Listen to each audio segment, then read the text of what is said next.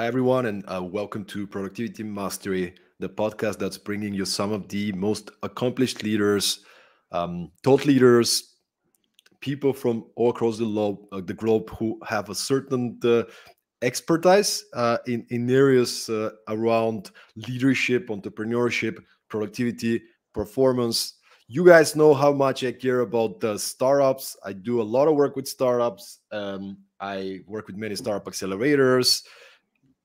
There is startup in the name of the book that I published, Perform the Unsexy Truth About Startup Success. That's co-author um, with the CEO of a startup accelerator, Startup Wise Guys. So there's a lot of startup in my life, and I'm very excited about anything that has to do with how startups could succeed. And today I'm very, very happy to welcome on the podcast somebody with a specific expertise that I would say I feel like sometimes get neglected by startups, but it has a huge leverage if it's being prioritized and emphasized on. So, welcome to the podcast, Ieva. How are you this morning? Hey, good morning. Perfect summer morning in Riga in Latvia. So, hello everyone. Great having you, Ieva. And today we're going to be talking about the role of quality PR in a startup.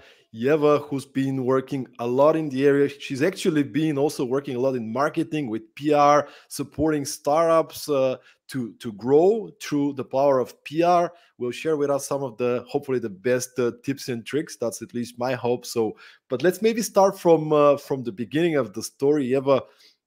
Could you maybe share with us, with the audience, what's a little bit about your background and why did you decide to come back to PR, to content creation, to support startups after this huge experience in the field of marketing?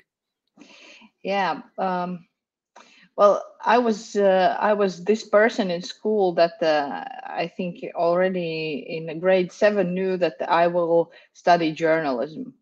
I decided that, and I tried to work in local newspaper and in a TV show that was on a national TV, but was created by teenagers. Like we were a team of young. Young people who were interested about the field, so it was a nice opportunity to try how it works, how this journalism works. And yeah, and then after I graduated school, I really get into the journalism studies, and I finished it, and then I worked for a couple of media outlets here in Latvia, but somehow realized that I I'm a bit more interested in the broader perspective, and then it was marketing, and then I had an opportunity to study marketing in Tallinn University in Estonia. They had a great program, and yeah, I finished that, and then I was enjoying my time with marketing, and I was working with for different companies and doing marketing there, and somehow, yeah, I'm now thinking why actually how it all started with startups in my life. Somehow I don't even remember the particular point where I got involved with startups, but somehow I got into this startup community, local startup community that just started to form, and yeah, I created some small events called Riga Marketing Lab, and tried to bring up some issues that could be useful for startups from the marketing perspective. And yeah, and then somehow I ended my career in marketing because I was working in a company that I felt that I have done everything for, and there is no more challenges for me. And I just left, and I started to think, what should I do further? And somehow I started with a couple of projects where I was invited to help with marketing and communications, and then I met the team of Labs of Latvia that was back then in 2017 taking care of the portal Labs of Latvia, and yeah, they invited me to join them and write about Latvian startup ecosystem. And yeah, then somehow I realized that writing is actually the thing for me, and then yeah, somehow I realized that a lot of people need something to write for them, but they don't want to do it on their own. So I started just helping companies with doing blog posts and yeah, and then just some requests about PR popped up, and I know the PR more from the journalistic point of view. Like I have been on the other side, but then I started to explore more really the PR side, and I started to learn, to read, to experience a lot by myself, and yeah, that's where I am now. And so basically, me and my team, we are doing content for Labs of Latvia. That's what we do. This is a local news portal financed by Latvian State and Development Agency.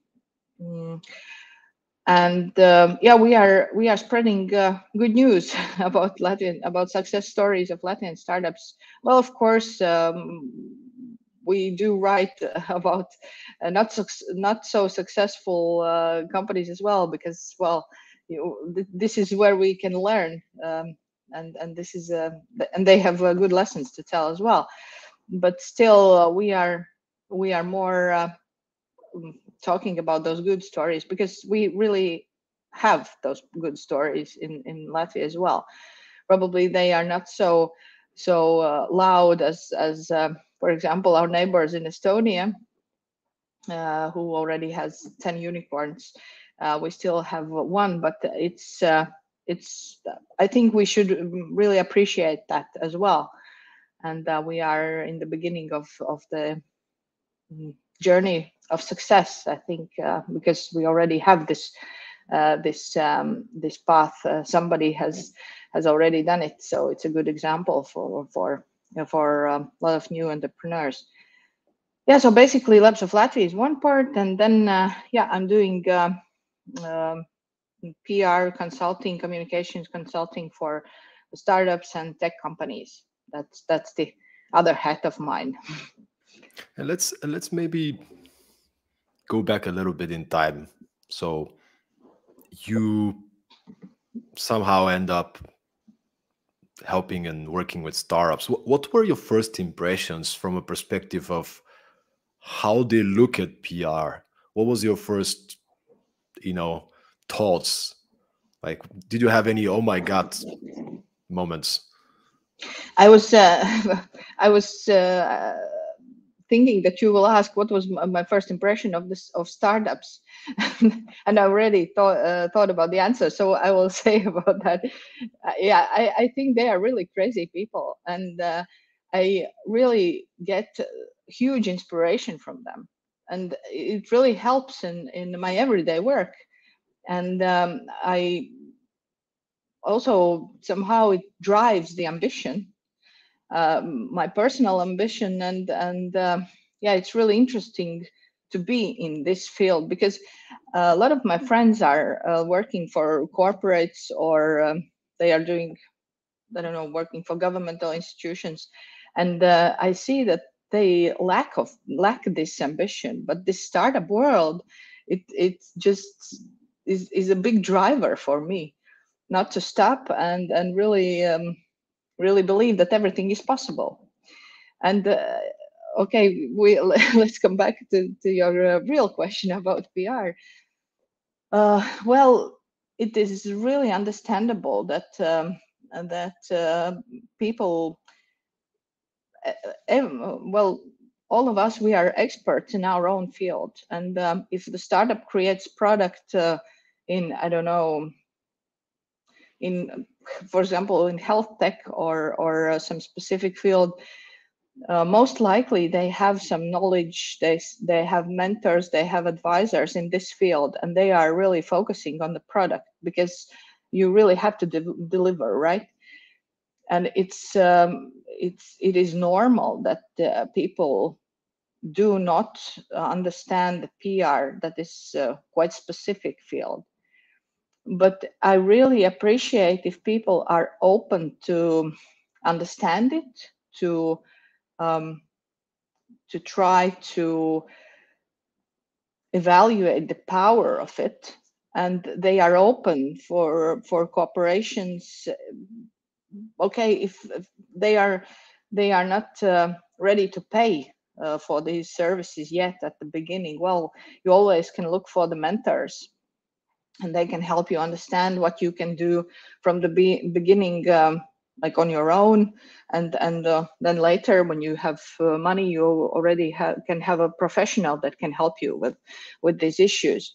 And yes, I think if we talk about local startup scene, I would say that it's 50-50. Like 50% knows something and they are eager to spread the word about the company, and the other 50 are really, really focused on their product, and they do not want to understand it yet and dig deeper into this whole communication thing.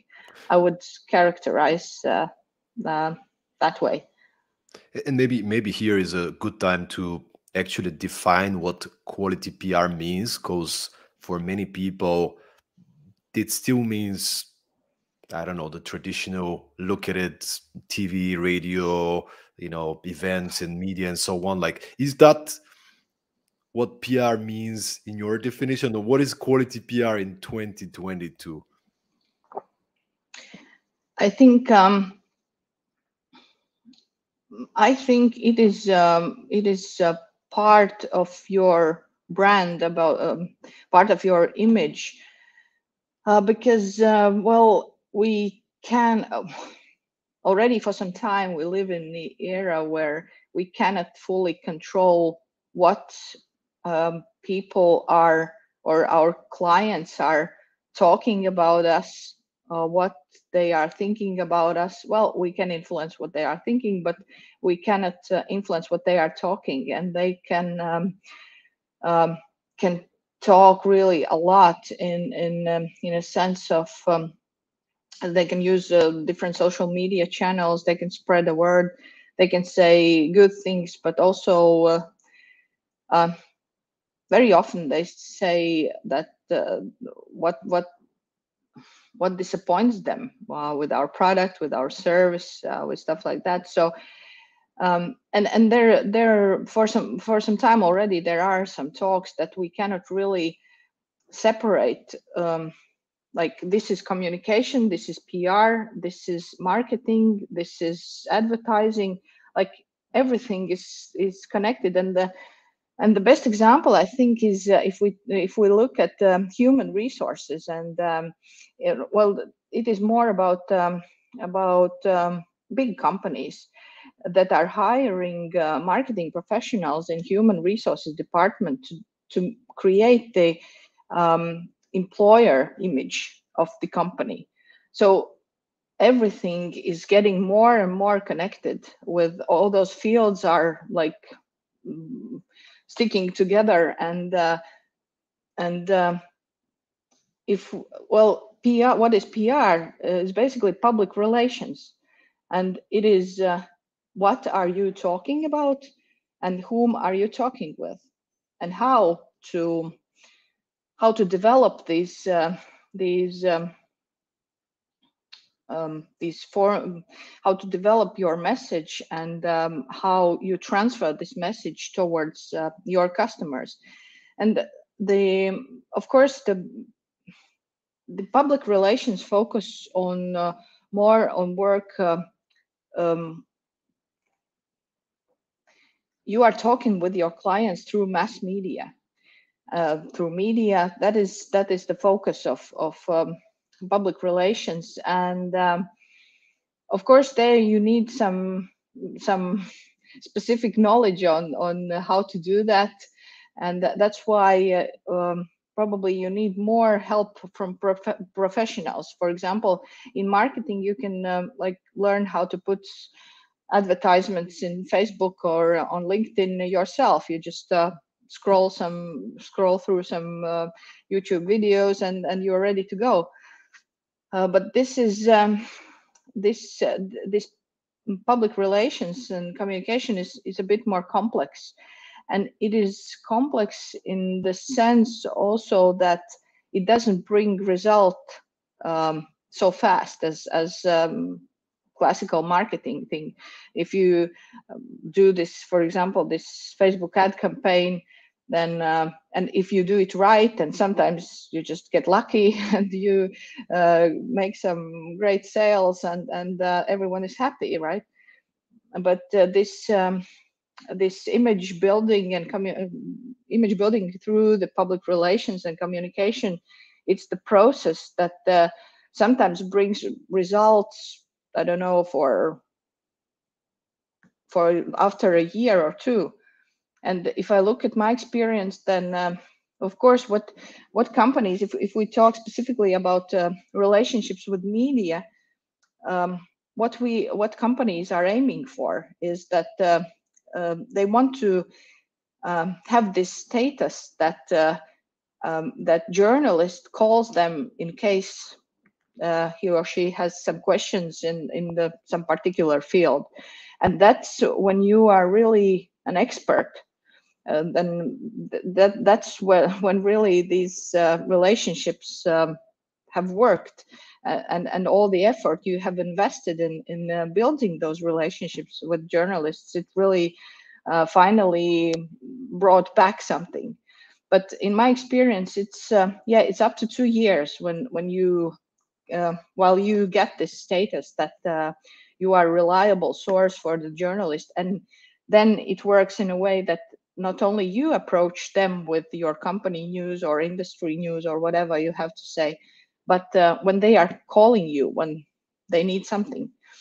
So yeah, it's you have to understand that the PR doesn't end with the one press release. It's just it's a really small beginning, and you really have to invest for a long period of time to get to receive something back. Yeah, but I have 72 questions out of what you just said. But let's start Okay, with let's maybe start with the 27th or something. okay. 27 is the question. There's probably many early stage founders that are listening right now, but even if it's late stage, I think it's going to be relevant. What are the kind of the first steps? Somebody never paid attention to the PR department, and now they want to start somewhere. Like, can you give us a bit of a, how should we set up a strategy? How do we choose the channels? How do we decide who to reach out to and create a plan? And can you give us the first basic steps of defining the strategy? Yeah, yeah, sure. So what's basically the starting point? Usually with startups, there's one or two or three team players at least from the very beginning that are doing everything on their own. And of course, nowadays, people do really understand that we need, I don't know, Facebook profile, LinkedIn profile, Instagram profile, and yeah, we can put something into these social media channels that we think could be interesting for our clients, or that mark some significant milestones in our development, and people out there should know and should pay attention to that. There are something already done that with the communication, and this is really the starting point. And then you have to bring in the team, or just as I said, you can have a mentor, or you can, if you can afford, you can hire a freelancer who can help you with going further. And usually everything starts with where the company is at the moment. And then it's basically like an audit of all things that you have done up until now, and probably there are some things that really worked well, because even if there are some proven strategies that works well, or there are some formulas how you have to do things, uh, sometimes really crazy ideas really work, and you cannot explain why it is so. So if something really crazy works for you, then continue to do that. That's my advice. But usually, yeah, we discuss and go through what has been done and what has worked, what hasn't, and then everything just starts with this very popular question, why, by Simon Sinek, right? Why are you so why do you need this? Why do you need communication at the moment? And then usually company defines why they need that. For example, one is working with investors and fundraising, and now needs to appear in some media to reach some credibility. That could be the one option. The other, we are really working hard on sales, and we need like also to get into media to get this our brand more popular, and then we want more people to know about us. And so yeah, and then the next question is why. What are we going to do with all this? If we are good at communication, what it will bring to the company, and is it and does it sticks to your company goals at the moment? And then when we have decided what we have to do, then or what is the current focus of the company, then we can look for the channels, we can look for the we can create a strategy, and of course we have to consider budget as well, because it's for startups, it's really important. Well, it's important for all of the companies, but startups are sometimes really tight on the budget. So basically, we decide what is the best value that can be brought with this with investing this amount of money. And yeah, and then the work starts. And as I already said, it's you should be patient if you really want to mm, get results from communication. You have to understand that nothing happens fast.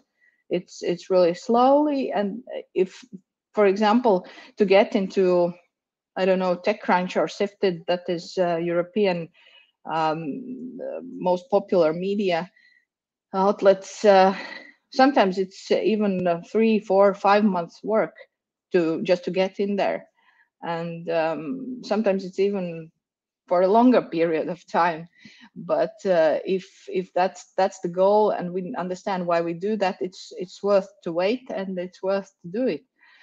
So also, if we look at the other side, um, journalists also has their own agenda. They have their own agenda, and you cannot be like, okay, I'm here, and yeah, I'm so smart and beautiful, and just grab me and for the interview. It doesn't work like that. You have to really invest an effort to be interesting to the media people out there. And that's where this yeah that's where No, sometimes that's this. actually that's actually what and I was in the same place, and I'm probably um sometimes still get there. Like when we build our own things, we get so much into, like, we are the center of the universe, kind of, about ourselves and how we are amazing, and we build this thing, and everybody needs to, take it because it's amazing. And if you can, maybe, because you've been a journalist as well for quite some time, if you can maybe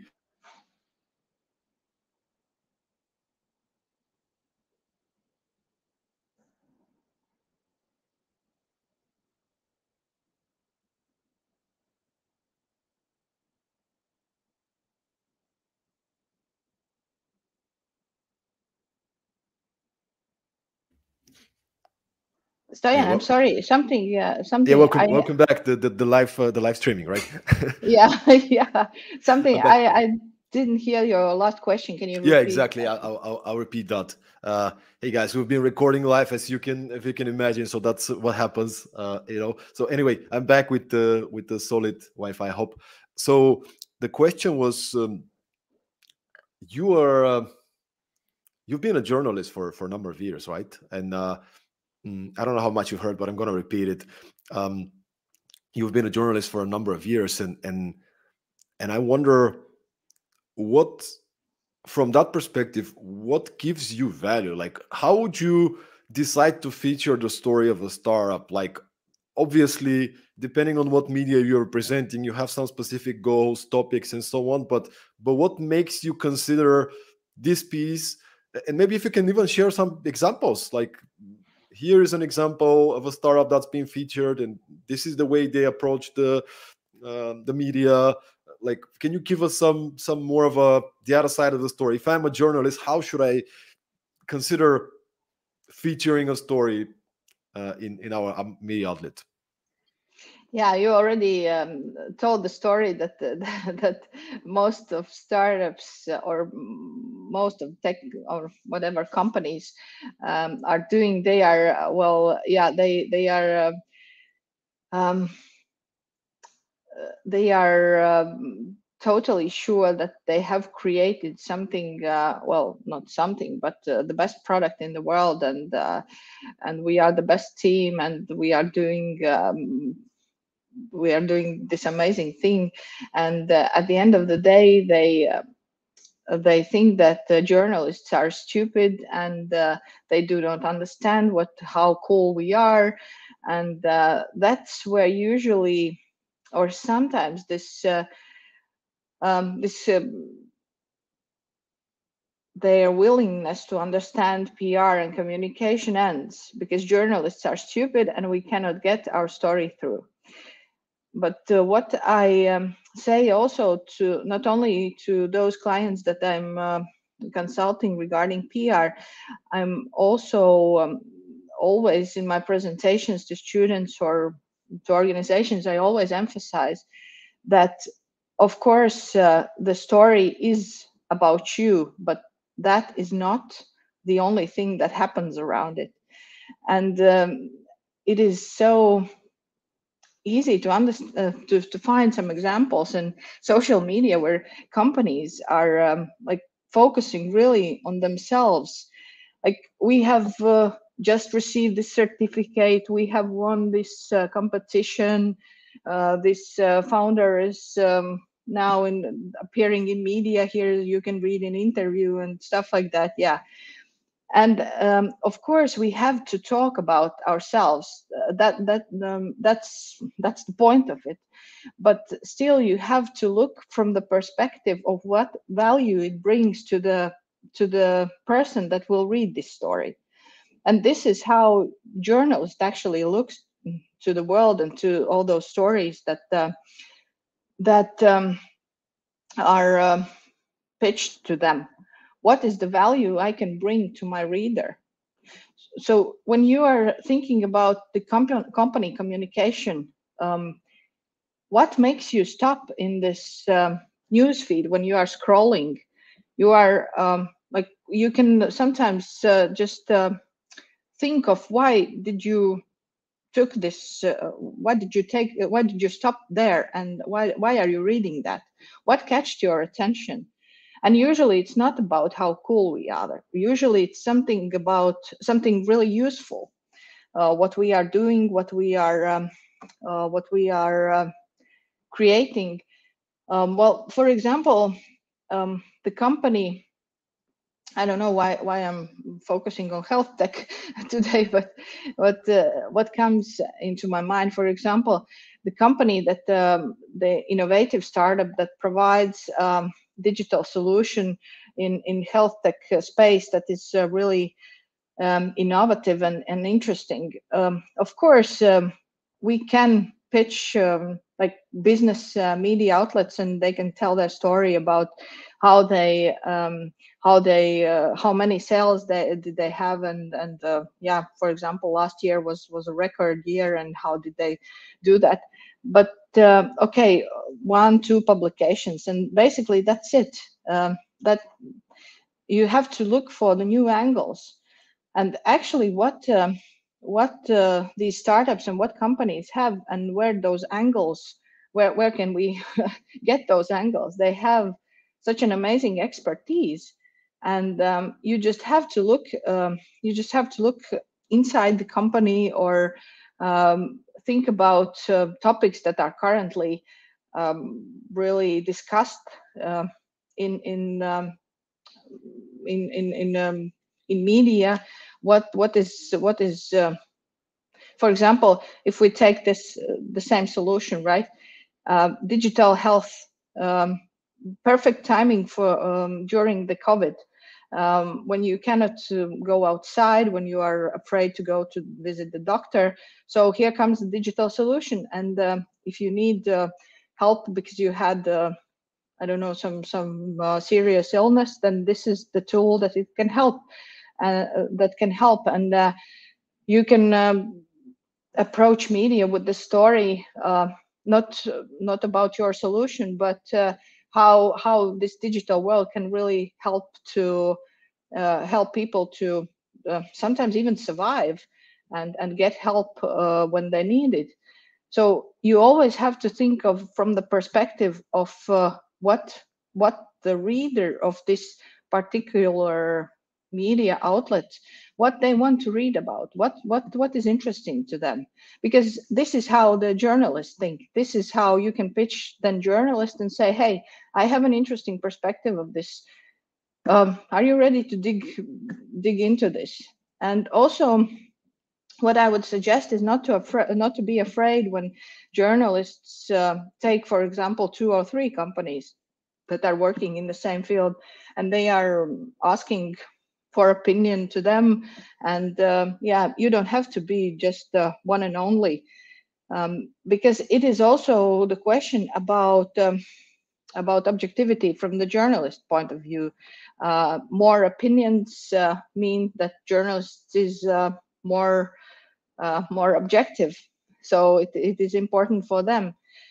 And yeah, it all comes back to the thinking not so much about yourself, about your company, but what value can you bring to the journalist, to the media that will write about or will cover your story, to the reader, why this reader should stop and read this story.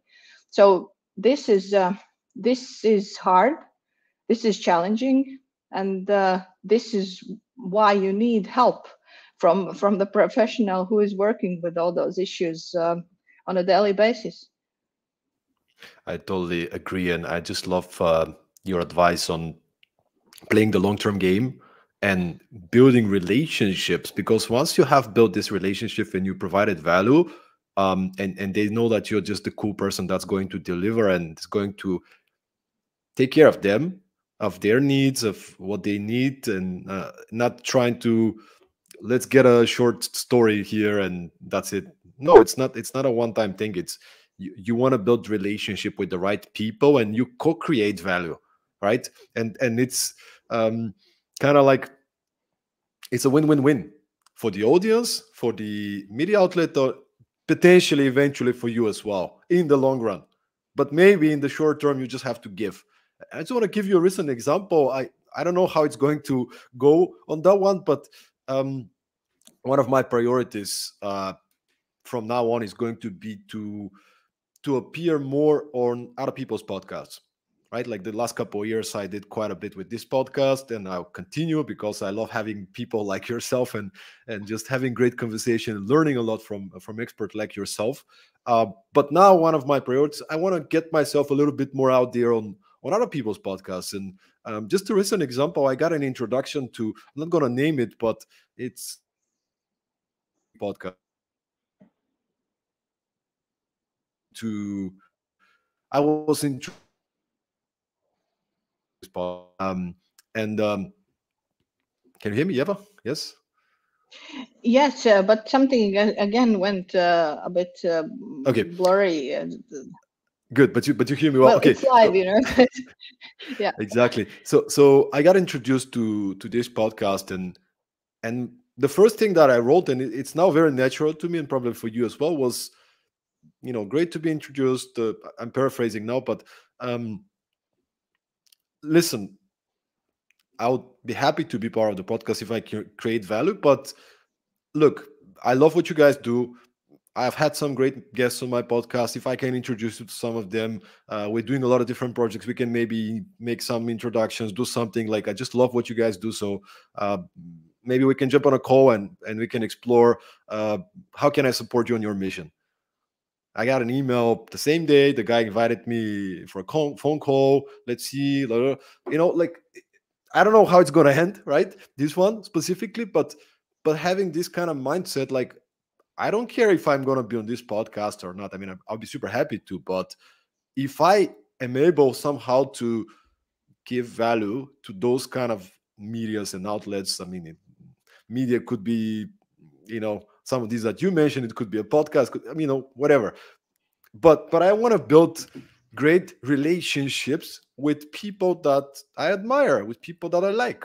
So this kind of mindset is definitely something that I would believe would work the same way with journalists. They're probably receiving hundreds and thousands of pitches per day.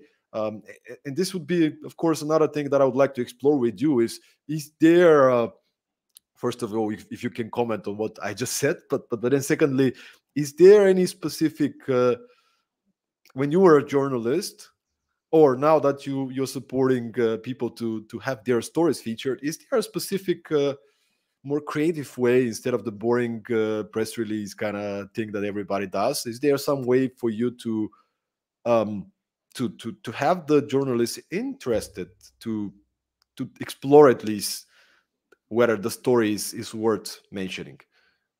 Hmm. Yeah, your example was very good because it's really about relationships, and that's public relations, right? Relationships. That's the most important thing. Also, while working with journalists, and you always have to remember that they are simple people as well as we are. They are like drinking coffee in the morning and having lunch with colleagues and going to parties at nights, and they are doing all the regular stuff. And I think that the most important thing is to, like, really, again, we are coming back to this, that this is long term, um, long long term, and this is basically the marathon you are in. And the I would say that the greatest approach is when you feel that this person is really wants to connect with you, but without any particular goal, that you will create a story in I don't know, tomorrow's newspaper about it, like dive into it straight away. Like it, the most important thing is, of course, at the end of the day, yes, your interest is to get into this media outlet and to be there, and yeah, that's for sure. That's, well, it is what it is. Why are you communicating with this person? Yes, you want to get your story through, but yeah, you like, you really have to start from scratch. You are starting from zero. You are introducing yourself to this person. For example, now it's again possible to meet people. How many of startups are outside the media room during events? Not a lot. Even in this startup event, as big as Slush, I have. It was interesting that I have recognized one Latvian startup that was there and really, like, trying to get in and trying to get some attention from journalists, and they were like approaching my colleague, can you get us in, and can you introduce to somebody from the media. And Well, basically, there should be a crowd, right? Like really a crowd around that wants really to get into these relationships, to get into the media, because that's the great opportunity how you can connect with people, right? But there is no crowd. There are just a few exceptions that are working on that. And so basically everything starts with just a simple introduction. And sometimes one thing, um, then just this introduction, then probably we don't have any company news, but actually I know that this journalist writes uh, about let's take this health topic about health tech. And for example, we had some local research that was really great, and I can share just without any intention this with the journalist, because I'm the expert in the field. And hey, probably you might take a look at this because I think it's really good. Then probably I meet this journalist again in the next event, and I just pop up to say hi. And then when I have really a story to tell, then I approach them, or sometimes even journalist is interested. Then, hey, what's your story? What's going on with your company? Probably something interesting. We could write something, or we are now writing about, for example, 10 health tech startups, promising startups from Nordics, and I can include you there. And probably you're not even so promising, but just I know you, and yeah, I will ask you the opinion as well. So it's just small, very small steps, and of course everything about relationships. Then of course, for example, also there might be situations when the journalists use Twitter a lot. And for example, they are looking for stories sometimes there. And sometimes you can help journalists with the story. So, hey, I can introduce you with this guy. He perfectly fits what you are looking for. And this is not about it is not about your company, but it is still, these are relationships, and it's really valuable. And journalists are not migrating as much as probably in some different professions. They are usually changing outlets, and that's it. They are staying for a long time in their profession. So you never know. Now this guy is working for some small tech outlet, but in 2 years he will be in TechCrunch, and you will already have relationships with him. So it's always worth to, like, you have to worship every relationship you have, even because no one knows what's uh, what's the what future will bring us, and where will we meet again, and what will be our role then. So yeah, it's about building relationships. That's it. And Thanks, journalists are Eva. simple people. This is this is so eye-opening, and I have to admit I haven't been myself very conscious about being proactive in terms of creating specifically relationships with media when with journalists. I mean, I do it on a general term with people, but I haven't had this proactive look. And I'm sure there's many founders, not just founders. I'm sure there's many business professionals and all kind of professionals that probably need to sit down a little bit today with a cup of coffee, reflect a little bit, and think about, should I be a little bit more proactive into building meaningful relationships for the long run with specifically these type of professionals. But Stoyan, that's probably about this productivity issue that that this is the main topic of the podcast. That it is very hard to stop. It is very hard to grab a coffee and just sit and reflect on what can I do. In this case, with the media, just to think, just try to think without reading emails and running all the time through the meetings. And it is so rare that people do that. And actually, yeah, that's what they should do. And, Just and this is, think. by the way, Eva, this is, by the way, what we're teaching in.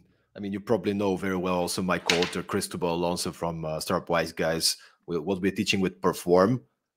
Like one of the stories that we start with is, or this metaphor about the jungle, that running a startup is like you entering the jungle. There's always stuff to do. You're just constantly trying to improve and to go further in the jungle. The problem is, if you're just down in the jungle, you don't see the whole picture. And most startups, majority, especially early stage startups, always hustling in the jungle and very rarely take a pit stop, which is super important to have these regular pit stops where you climb the tree, you climb the nearby mountain or the hill, and you try to see the whole picture and hey, are we doing the right things? Mm. Should we And include PR in our long-term strategy and have it in mind? So next time we go to a conference, we maybe talk to 5 journalists and just try to create value. Like those kind of reflections are exceptionally needed and productive for anybody who's running a startup.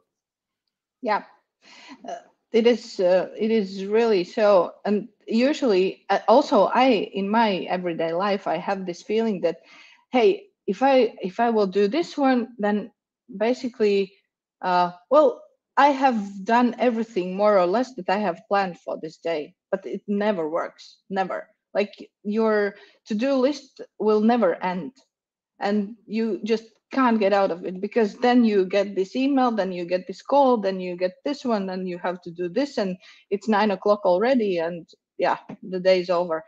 So it never ends, and it's really hard to stop. It's really hard, but it is so useful. And And I Eva, always and Eva, sorry. I want to get into the productivity topic, but before that, I have a final question so we can wrap up the PR part.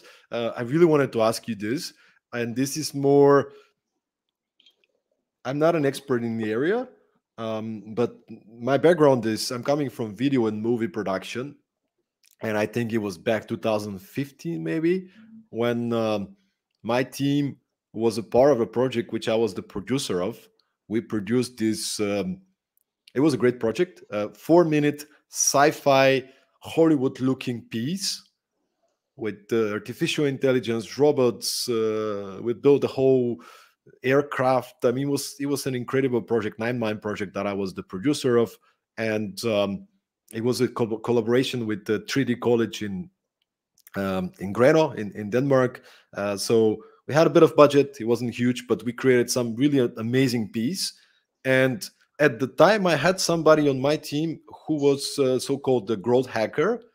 He wasn't an experienced PR person, but he loved to go online and read different strategies, and we gave him the space to experiment.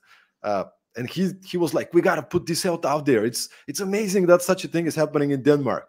So um, there were two strategies he was exploring, and I just wanted to see your take on these ones because I think it might be practical. The first strategy that we did, and it was successful, was we need to get on the smallest possible local newspaper, and once we get there, we can go to the a little bigger, tell them we have this story. Do you also want to feature us? And then potentially go into a bigger medias. And that's what actually happened. He went to the local regional newspaper that was seeking content and stories and was like, local team from Aarhus created Hollywood looking sci-fi with the students, blah blah blah, right? So we got the story featured, and immediately he started reaching out to the more like the bigger newspaper, national news. So we got featured in a bunch of national newspapers, and then we got featured in international medias within the realm of sci-fi.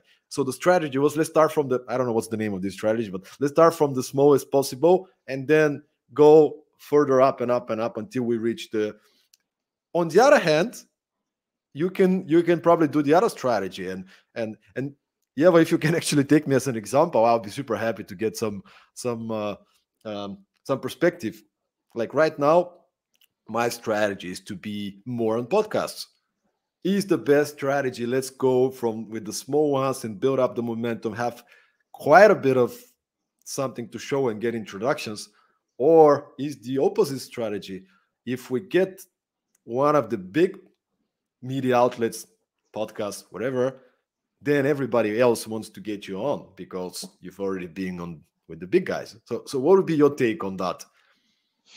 I don't think that there is just one answer. I think that you should try different approaches, but I haven't met a startup that can say that no, we don't want to be on TechCrunch. Of course, everyone would like to be on TechCrunch and would like to be on Sifted, but again, it is we come back to this: what these journalists, what these media are interested in for their readers. Like in your case, this local newspaper, they were crazy lucky and happy that they got this story, because this is something great for their audience. And for national media, it's like, well, some kind of team there, it's probably too small. Well, they have a good product, but well, but it's your story is always interesting to somebody, and you have to find this somebody. And as as you are doing business, you are starting from scratch. You have nothing, and the same is with communication. You have nothing. You are starting somewhere, and you have to be realistic about that. Even if you are a great person, but nobody knows you, it's well, you cannot get into Tim Ferriss show. Well, you can, but you should be like really lucky. So you have to really understand what is your audience currently at the moment. And sometimes years will pass and you will be interesting to Tim Ferriss. So I would go for small things, but have an ambition to go big at the end of the day. I would suggest this approach. Thanks. This is great. So everybody who's listening, hopefully you guys are getting a lot of insights, and hopefully you will prioritize the role of PR in your own venture, whatever it is you do, whether you're a consultant, entrepreneur, or working for a company. And I just wanna Ieva, because we started this topic around productivity, and I'm curious to hear about your own productivity habits. How do you manage your time? How do you make sure that you are productive as a professional? Yeah, actually, I do not like advices from different experts about productivity, because I have found my own things that work, and I really I'm practicing it, and that's my own approach, and I don't think that somebody should copy it, but yeah, one thing that I can probably mention is that I read emails once in a day. um, I have my email open. Of course, there are some situations when something is urgent and some projects are ongoing, and my answer cannot wait for one day. But I would say that these are more exceptions than everyday practice. Um, because I just realized for myself that when I'm focusing too much on emails, then the email is what drives my working day and not me. And I cannot get control of things that are going on, and I really have to do them today. And I'm really focusing on email instead. That's one thing. Then I have turned notifications off on my phone, and because it's disturbing, and the thing is that when I'm like processing some thought or writing some text, and something pops in and I see that there is a message, and then I read it, and then I start to think about this message, and then I have to come back again to this topic that I was focusing on, and yeah, it's really disturbing. I still receive notifications, but I check them when I'm available and not when they appear. That's one thing. Um, and one more thing I can mention is that there are I have in my notes I have this one note that is called routine, and these are the things that I have to do every day. And for example, I can suggest this approach to people that are saying that, well, I know I have to build my own brand, I have to tweet more often, I have to write LinkedIn posts, but I have no time. I also do not have time, but this is in my routine list that I have to do that. And it helps. It's really, after checking my emails, I'll go to this my routine list, and I know that I have to do this. And there is also, I have to prepare for next day meetings. I have to review previous meetings from the previous day.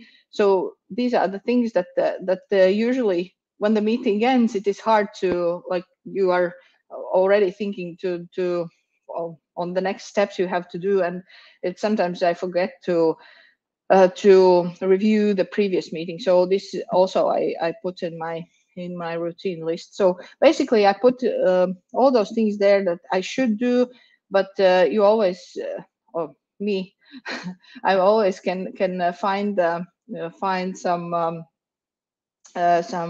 issues why I can't do that. But when I'm into my routine list, then I have to do that, all those things. So yeah, this is what really helps me as well.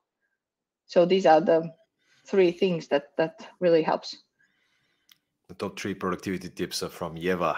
That's always Yeah. good to get the and maybe just the final one on that side is many people are struggling, and we all have to do creative things in one way or another, especially if we're in startups, right? Like whether it's writing a post on social media, whether it's creating a marketing strategy and the ad campaign. There's so many things related to creativity. Do you have any suggestions and tips on, do you ever have a creative block, or you run out of creative energy? Like, how do you make sure you manage your creative energy so you have enough of it to produce the results that you need within the deadlines that you have? I think that creativity is a lot to do with mindfulness, because you really have to the because of the those all those disturbing factors that are dragging you around. It's creativity is about the focus. You have to focus. You have to be right here, right now. It's about mindfulness, and then you can just turn on your creative mind and really be you really can be creative. Otherwise, there are so many disturbing factors that you cannot focus, and you lose your point, and then you are angry on yourself, and nothing good comes out of it. And when you say So focus, do you like have some creative blocks in which you are completely focused on the one article you have to write, for example, and you block like 3 4 hours, for example? Or what is your strategy to produce creative work? yes, well, for me as well, nothing motivates you better than the deadline. So it is really a greatest motivator. And if I know that I have to give this text to the client today, then I have to do it today, and I have to find this creative time frame. But I think that the um, one thing that really works is planning. When you plan your working day, and you know that these are priorities, and if I have to do the text, then yeah, I do put in my calendar that these 3 hours I'm working with the text, and I'm leaving my phone off, and I'm turning my notifications off, and then I know I'm happy with the result, and this is then again good motivator to try to do things better, and go further with it, because you really succeed on you have written a very good blog post, and then you get this, and you are very happy with that, and this is a good driver. So yeah, it's about planning your creative moments, and planning works, and yeah, and deadlines. That's That's what I love motivates it, me. Yeva. And by the way, if you've been following the podcast for a bit more time, I'm bringing in here professionals and peak performers from different kind of areas, and you kind of find the same things. Everything else is excuses, right? Like, these are the kind of results I need to produce. This is how I prioritize and plan them. I schedule blocks in which I need to produce them, and then I get it done, because now I have 3 or 4 hours and I'm not getting distracted. I'm fully focused into producing this specific task. So I'm really happy, Eva, that you share with us um, your own habits, productivity habits, because many people in the creative fields always find excuses. Yeah, but I need to get into the flow, and so on and so forth. And I'd recommend, there's a book. I think the name was The Practice by Seth Godin. He's talking about this type of, hey, if you're a professional, you got to get things done, and you got to find your way to marry creativity with deadlines. So yeah, I think it's a good way to wrap up this episode. And Yeva, just finally, can you share with us, where could the listeners find you, get in touch with you, and how can you support them on their own journey?